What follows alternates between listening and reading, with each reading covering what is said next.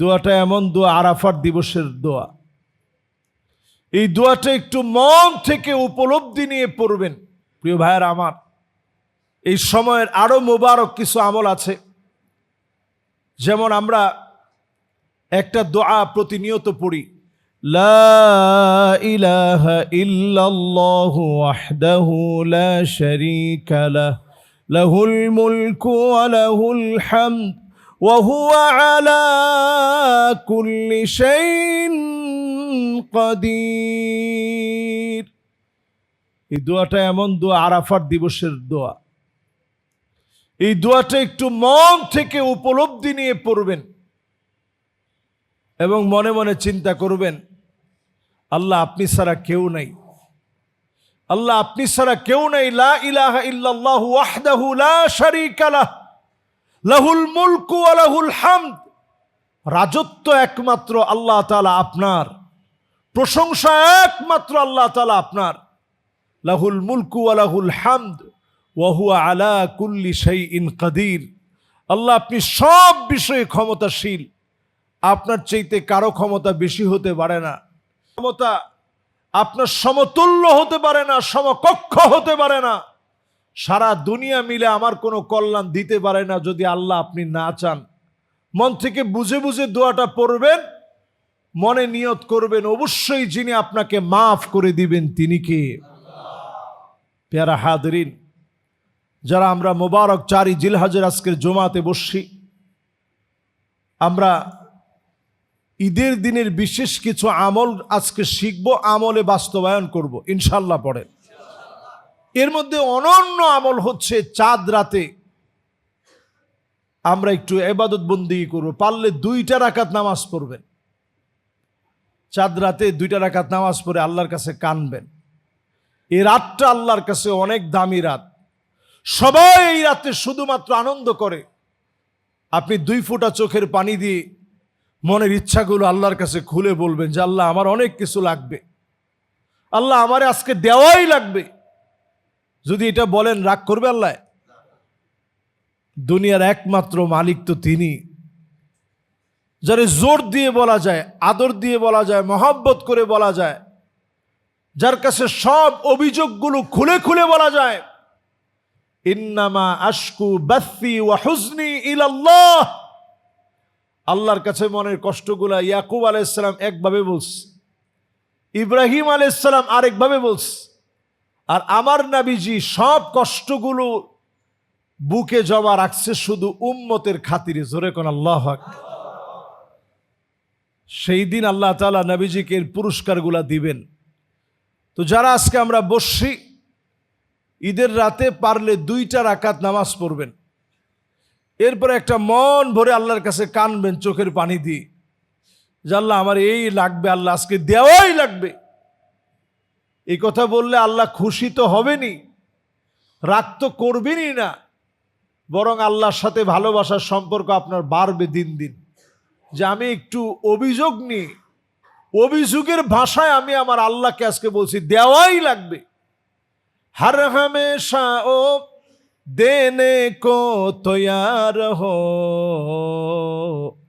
हर हमेशा ओ देने को तैयार हो, और जो ना मांगे उससे ओ बेजार हो।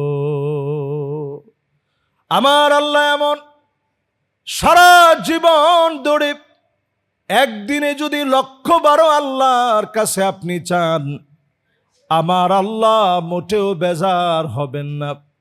1,000 লক্ষ কোটি বার চাইলেও তিনি বেজার হয় না, দেওয়ার জন্য তিনি প্রস্তুত থাকেন। আর যদি মালিকের কাছে না চান, মালিক বড় বেজার হয়ে যান। আল্লাহর কাছে চাইলে মালিক খুশি, আল্লাহ দিতে পারলে খুশি হন। وَإِذَا سَأَلْتَ فَاسْأَلِ اللَّهَ وَإِذَا اسْتَعَنْتَ فَاسْتَعِنْ بِاللَّهِ। যদি চাইতে হয় একমাত্র যার কাছে চাবেন, শুধুমাত্র তার কাছ থেকেই পাবেন। তিনি কে? আল্লাহর কাছে চাইতে শিখেন। 2 নম্বর কাজ হচ্ছে আমরা অবশ্যই পারতপক্ষে যদি আমরা চাঁদ দেখি, দেখার পরে আমরা অলরেডি দোয়া পড়ে ফেলছি। জিলহজ মাসের চাঁদ দেখি আমরা দোয়া পড়ে ফেলছি। এই যে দোয়াটা আমরা পড়ছি, যারা যারা পড়তে পারেন নাই, আজকে থেকে এটা শিখবেন। যদি আরবিতে না পারেন, বাংলায় বলবেন যে আল্লাহ আপনি নতুন একটা চাঁদ দিয়েছেন, এই চাঁদের মালিকও আল্লাহ আপনি, আমারও মালিক আল্লাহ আপনি। এই চাঁদকে আল্লাহ আপনি আমার জন্য কল্যাণকর বানায় দেন। এটার আরবি হচ্ছে আল্লাহু আকবার, আল্লাহু আকবার, আল্লাহু আকবার। আল্লাহুম্মা হিল্লাহু আলাইনা বিল আমনি ওয়াল ঈমান ওয়াস সালামাতি ওয়াল ইসলাম ওয়াত তাওফীকি লিমা তুহিব্বু ওয়া তারদা রব্বি ওয়া রাব্বুকাল্লাহ হিলালু রুশদি ওয়া খাইর। এই দোয়াটা পড়া। যদি আরবিতে না পারেন, বাংলায় পড়বেন। এরপরের 3 নম্বর কাজ হচ্ছে জামাতের সাথে ফজরের নামাজটা আমি আপনি আদায় করব। যার ফজরের নামাজ নাই, তার ঈদের নামাজ পড়তে পারে, কিন্তু যার ফরজই হয় নাই, ওই লোকের ঈদের নামাজ কদ্দুর আল্লাহর কাছে কবুল হবে। এরপরের কোরবানির কথা তো বাদই রাখলাম। এই জন্য যার ফজর নাই, তার কোরবানি আল্লাহর কাছে প্রশ্নবিদ্ধ কোরবানি। যে লোকের নামাজ নাই, ওই লোকের কোরবানি যত দামি হোক, কবুল করা তো আল্লাহর ব্যাপার, কবুল তো আর আমি করতে পারি না। কিন্তু যার নামাজ হয় নাই, ইন্না সলাতি ওয়া নুসুকি, নিশ্চয় আমার নামাজ, আমার কোরবানি, ও মাহিয়ায়া ওয়া মামাতি লিল্লাহি রাব্বিল আলামিন, আমার জীবন আমার মরণ একমাত্র কার জন্য? যদি সব আল্লাহর জন্য হয়, কোরবানি খালি আল্লাহর জন্য করলেন, বিশাল একটা কোরবানির পশু কিনে আপনি কোরবানি দিলেন, কিন্তু নামাজ পড়লেন না, এরকম মুসলমানের সংখ্যা কম না বেশি? এই জন্য আগে নামাজটারে ঠিক করেন, কোরবানির আগে নামাজ ঠিক করেন, ফরজ। জামাতের সাথে নামাজটা পড়ে এবার ঘরে গিয়ে সুন্দর একটা শাওয়ার নেন, একটা গোসল করেন। একেবারে সুন্দর করে গোসলটা করে সন্তানরে উঠায়া গোসল করায়া এবার সুন্দর একটা জামা পরেন। লুবসু আহসানি সিয়াব, সুন্দর একটা জামা পরেন। জামাটা পড়তে পড়তে একটা দোয়া যদি পারেন পড়বেন, না পারলে বাংলায় পড়বেন। আলহামদুলিল্লাহিল্লাযী কাসানি হাযা সাওবা ওয়া রাযাকানিহি মিন গায়রি হাওলিন মিন্নি ওয়ালা কুওয়া। আয় আল্লাহ তাআলা, আপনি আজকে একটা পোশাক পরাইছেন, এই পোশাক আমার কোনো ক্ষমতার কারণে, টাকার জোরের কারণে পড়তে পারি নাই। শরীরের মধ্যে যদি আল্লাহ অ্যালার্জি দিয়ে দেয়, জামা পড়তে পারবেন? এই যে মানুষের এখন সোরিয়াসিস হয়, প্রচণ্ড কষ্ট, এই গরম আসলে শরীরটা ছুলে যায়, জামা রাখতে পারে না, ক্ষত বিক্ষত হয়ে যায় অনেক সময়। তো আল্লাহ পোশাকটা আপনি আমারে পরাইছেন, আল্লাহ আমি পড়তে পারি নাই, আমার কোনো বড়ত্বের কারণে আল্লাহ আমি পড়তে পারি নাই, আপনি আমারে দয়া করে এই পোশাকটা পরিয়ে দিয়েছেন। আল্লাহ, বড়ত্ব আপনার, প্রশংসা আপনার। আল্লাহ ফেরেশতাদেরকে ডেকে বলে, দেখছস বান্দা আমার কষ্ট করে এই জামাটা পরলো, বানাইলো, কিনলো, কত পছন্দ করে এটাকে ধৌত করলো, এরপরে পরিধান করলো, আর প্রশংসা করলো আমি আল্লাহর। যাও, আমি আমার গোলামের গুনাহ খাতাগুলা মাফ করে দিলাম। সুবহানাল্লাহ। এরপরের কাজ হচ্ছে আত্তাতয়িব, পোশাকটা পরে একটু সুগন্ধি দেন। এখন আলহামদুলিল্লাহ আমরা অনেকে আতর ব্যবহার করি না ভাই? এটা নবী আম্বিয়া আলাইহিমুস সালামের রেখে যাওয়া একটা সুন্নাহ। সমস্ত নবী আতর ব্যবহার করতেন। আম্মাজান নবীজির ঘামটাকে আলাদা করে রেখে দিতেন এবং বলতেন যে এটা মিস্কের চাইতেও অধিক সুঘ্রাণযুক্ত। সুবহানাল্লাহ বিহামদিহি। তো এই জন্য আতর ব্যবহার করা, সমস্ত নবীরা আতরকে ভালোবাসতেন, আতর পছন্দ করতেন, আতর ব্যবহার করতেন। এই জন্য আতর ব্যবহার করবেন ঈদের দিন। এরপরের কাজ হচ্ছে কিছু না খেয়ে বের হবেন। আমরা অনেক সময় এটা পারি না, কারণ আমাদের দেশে গোশত বানাতে বানাতে অনেক লম্বা সময় লেগে যায়। যদি পারি তাহলে আমরা আমলটা করব, কিছু না খেয়ে বের হব, আর কোরবানির গোশত দিয়ে আমরা প্রথম নাস্তাটা করব অথবা খাওয়ার চেষ্টা করব। এরপরের সুন্নাহ হচ্ছে রাস্তায় যখন আপনি বের হলেন, আল্লাহু আকবার, আল্লাহু আকবার, লা ইলাহা ইল্লাল্লাহ, আল্লাহু আকবার, আল্লাহু আকবার, ওয়ালিল্লাহিল হামদ পড়বেন। এটা পড়তে পড়তে পড়তে পড়তে আপনি মসজিদের দিকে আসলেন। আইসা আপনি এমন এক নামাজের সামনে সম্মুখীন হবেন যেই নামাজের ভিতরে কোনো আযান নাই, ইকামত নাই। বাংলাদেশে আমরা 6 তাকবীরে পড়ি। তো এই নামাজের আগে বাংলাদেশে একটু আলোচনা হয়, পারলে আপনারা শুনবেন। শোনার সময় মেহেরবানি করে কথা বলা যাবে না, যে কোনো আলোচনার সময়। আলহামদুলিল্লাহ, আমার এই মসজিদে সবচেয়ে ভালো লাগে, আমি আগেও যেখানে ছিলাম, আল্লাহ তাআলার মেহেরবানি, আলোচনার সময় কেউ কোনো কথা বলতো না, একেবারে নিশ্চুপ, পিনপন নীরবভাবে মানুষ শুনে।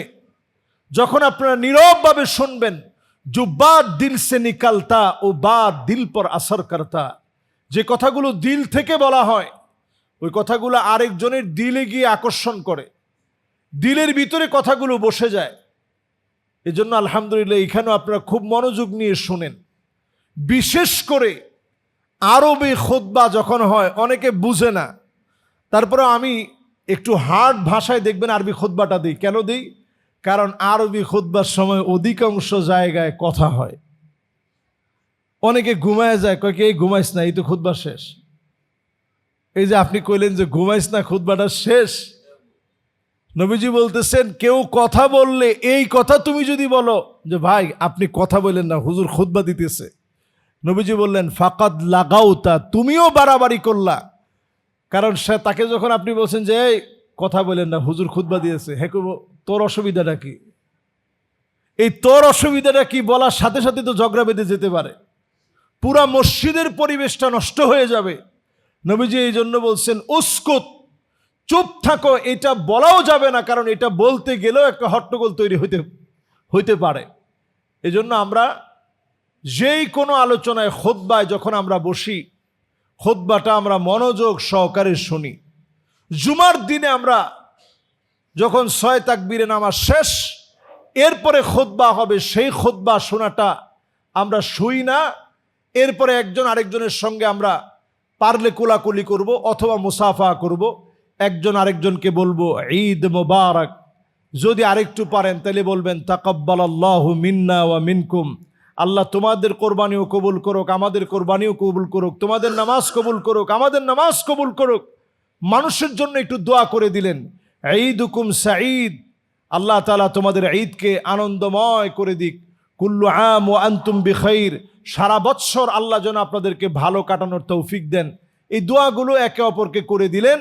এরপর আমার আপনার কাজ হচ্ছে, আমি আপনি যখন পশু জবে করব, তখন আমরা একজন শুধু বিসমিল্লাহি আল্লাহু আকবার একজন শুধু বলবো না, আমরা সবাই যারা জবে করব আশেপাশে থাকবো, সবাই বিসমিল্লাহি আল্লাহু আকবার অথবা বিসমিল্লাহি আল্লাহু আকবার দুইটাই বলা যায়। হাদিসের মধ্যে বিসমিল্লাহি আল্লাহু আকবার এটা বারবার আসছে। যদি আমরা বিসমিল্লাহি আল্লাহু আকবার বলে জবে করি, এই জবে করার সময় আমরা প্রত্যেকেই একটু আওয়াজ করে বলবো বিসমিল্লাহি আল্লাহু আকবার। বলেন বিসমিল্লাহি আল্লাহু আকবার। এরপরে দেখবেন আমাদের কসাইরা খুবই মজবুতভাবে জবে করার পরে 3টা ঘাই দেয়। এটা দেওয়া সুন্নত, এটা সম্পূর্ণরূপে নিষিদ্ধ, অমানবিক একটা পশুর সঙ্গে আচরণ। এই আচরণ আপনারা করতে দিবেন না। সুন্দরভাবে পশুটাকে জবে করার পর একটাবার চিন্তা করবেন, একটা গরু যদি মাথা খারাপ হয়ে যায়, আমার আপনার মতো 12 জন 10 জন লোক ধরে রাখতে পারবে? আপনার গাড়ি, আপনার সামনে যা আছে সব লন্ডভন্ড করে ফেলতে পারে। যেই আকারের গরু আমরা কিনে থাকি, ধরেন আপনি 2 লাখ টাকার একটা গরু কিনছেন, ওরে 10 জনে বাইধা রাখতে পারবে? যেই দড়ি দিয়ে তারে বাঁধছেন, এই দড়ি দিয়ে তারে বাঁধতে পারবেন?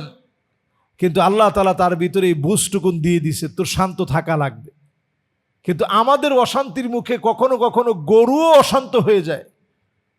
জবে বাদ দিয়ে অনেকে ওই সময় সেলফি উঠায়।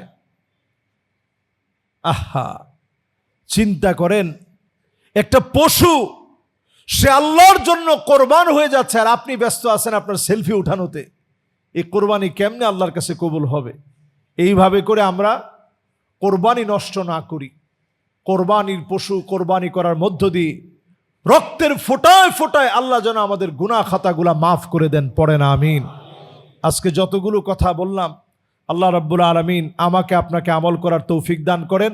এরপরে কোরবানির পরে আপনারা নখ কাটবেন। এই যে আমরা নখ একটু বড় বড় আছে, এই নখ, এই চুল, এগুলো সব কোরবানি করার পর ইনশাল্লাহ আমরা কাটবো। আল্লাহর কাছে আমরা মোবারক সময়ের বরকত কামনা করি। আল্লাহ যেন আমাদেরকে কবুল করেন। ওয়াসসালামু আলাইকুম ওয়া রাহমাতুল্লাহি ওয়া বারাকাতুহু।